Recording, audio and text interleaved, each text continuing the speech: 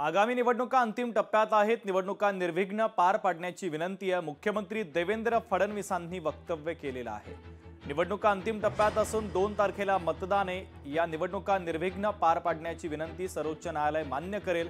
सर्वोच्च न्यायालयाने ओबीसी आरक्षणाबद्दल सकारात्मक टिप्पणी केली अशी प्रतिक्रिया राज्याचे मुख्यमंत्री देवेंद्र फडणवीसांनी दिलेली आहे।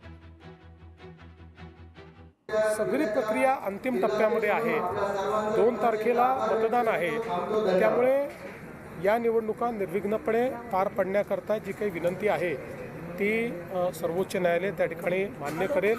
आजही बोलताना सर्वोच्च न्यायालयाने ओबीसी आरक्षणाबद्दल अतिशय सकारात्मक टिप्पणी त्या ठिकाणी केलेली आहे।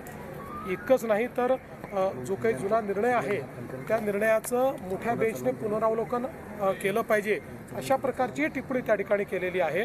त्यामुळे मला आज तरी अशी अपेक्षा आहे की या निवडणुका निर्विघ्नपणे पार पडतील। लोकशाही मराठी ऐका, पहा, जागरूक रहा।